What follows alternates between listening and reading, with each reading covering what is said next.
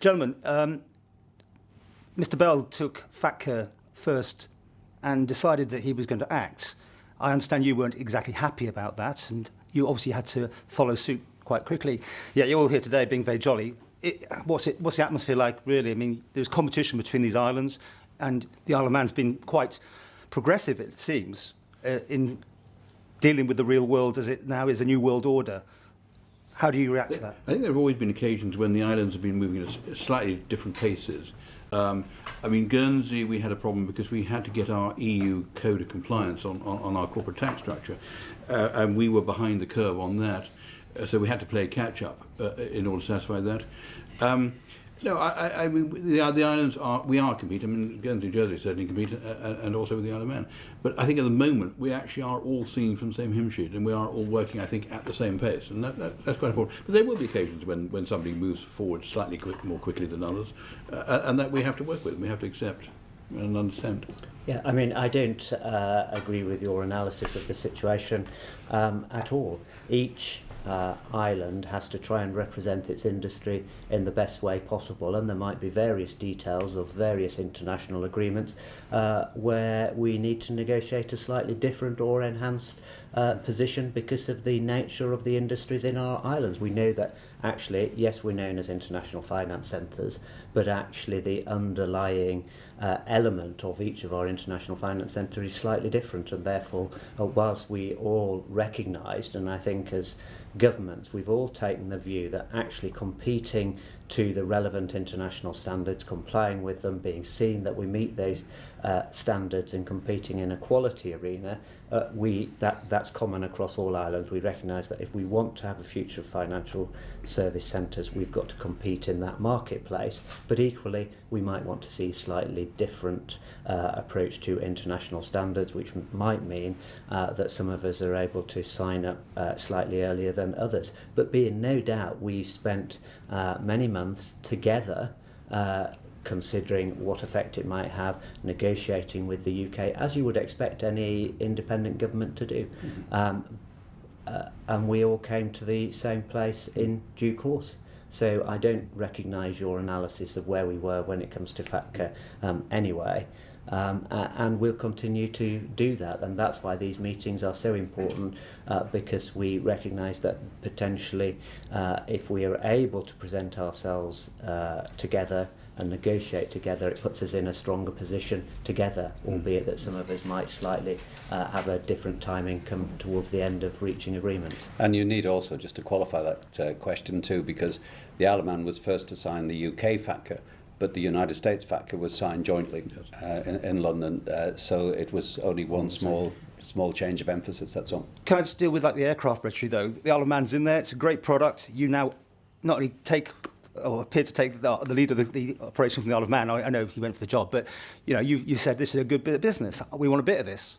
I'm sure Mr. Bell's not going to be that happy about it, but he's put a brave smile on. But you are looking to take business from the Isle of Man, are you not? Absolutely not. I think that sometimes there is a view within our islands, which the three of us I don't think share at all, that if we do something or when we look about competitive issues, we look to the other island. We are not competing with Guernsey. We are not competing with the Isle of Man. The world marketplace is massive. Each island only needs a very small share of any world marketplace, and that's the truth of the matter. So we shouldn't see these things because we might all eventually have an aircraft register. We shouldn't see that we're competing with each other.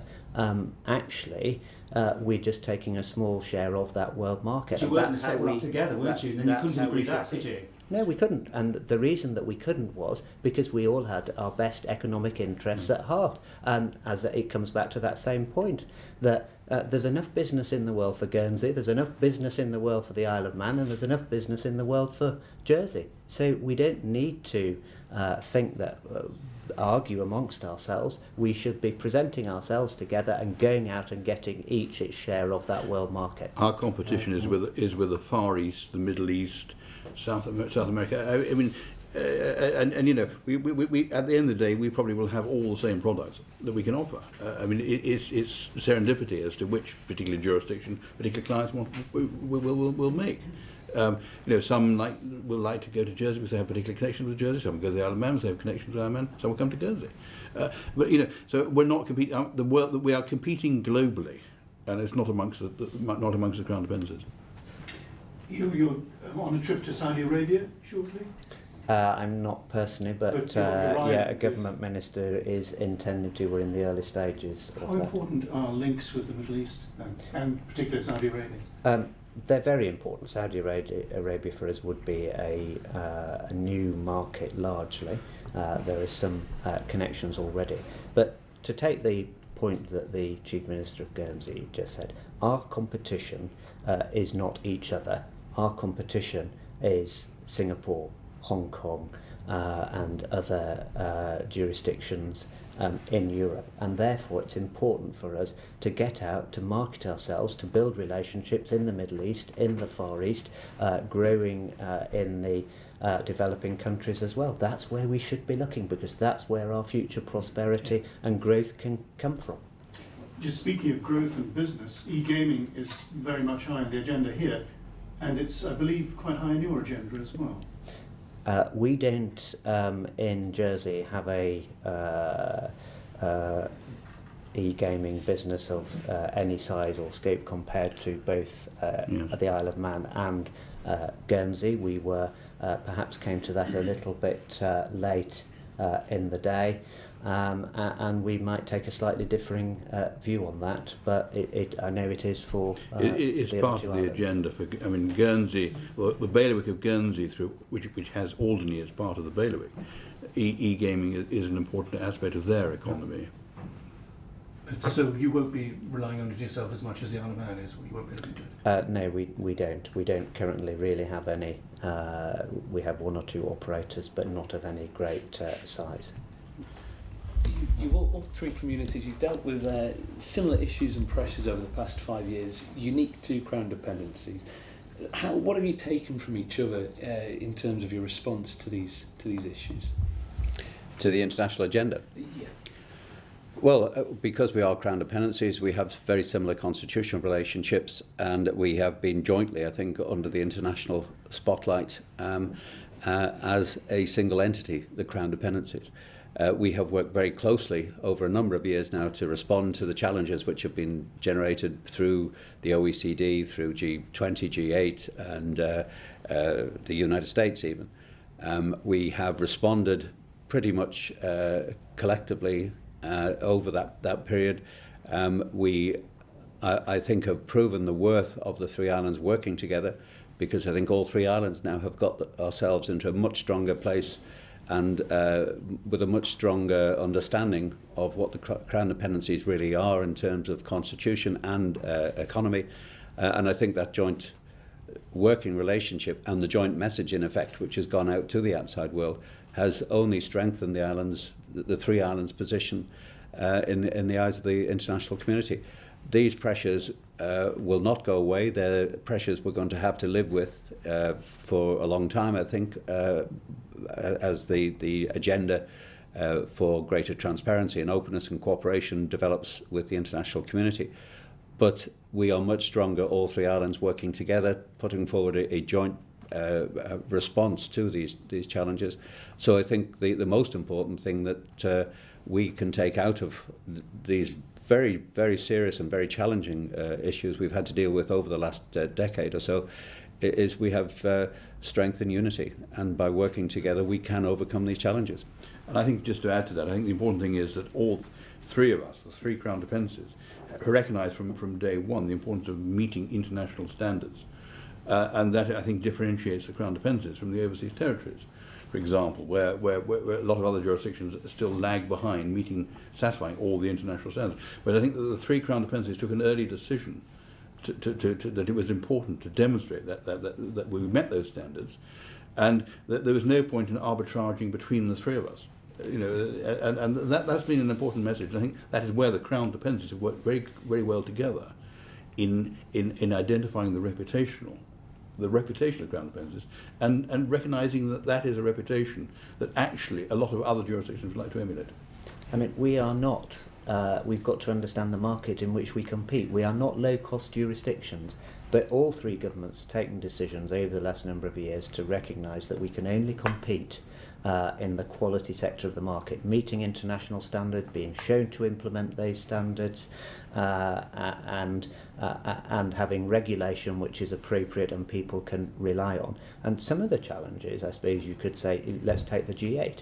Actually, that turned into an opportunity for us, because for the first time we had an international stage and we were able to talk about the standards that we were meeting, the regulation that we have in place, and actually, to some extent, we're at the front of what the G8 agenda is all about. And we've also done a piece of work to prove for the first time what the value of our economies are to the United Kingdom and to Europe. So that, again, this message that actually we're not the problem that some people have thought we were historically, but actually we're part of the answer of delivering growth into Europe, and we're part of a responsible, transparent international community. Do you think we're seeing a shift, if you like, in the way that the Crown Dependencies are perceived by Westminster?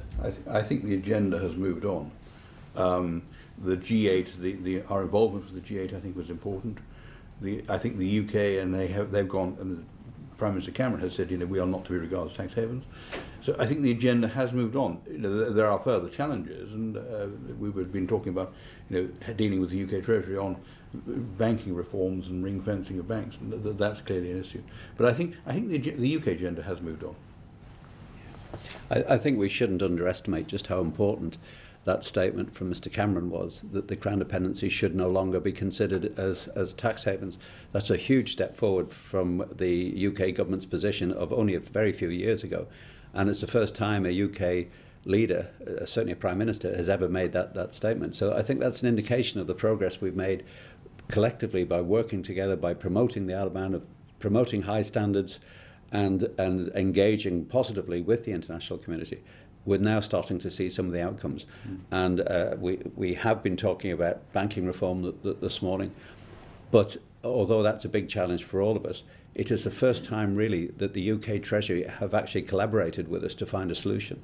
They have kept us briefed fully with the development of their own agenda. They've worked with us. We put ideas in. You would not have got that collaborative relationship with UK Treasury even 3 or 4 years ago. So I think bit by bit, there's not going to be a big bang. We're not going to get international recognition about everything overnight. But bit by bit, we are starting to build a very strong message, a powerful message now to the outside world, not just to the United Kingdom, that we are centres of probity and we, as the Senator has said, part of the solution, not the problem. And if we look at the UK Select Justice Committee report, we see there in black and white the strong relationship that we now have through working together with Ministry of Justice, with Treasury, and that is on a positive footing. But we'll need to continue to work at it.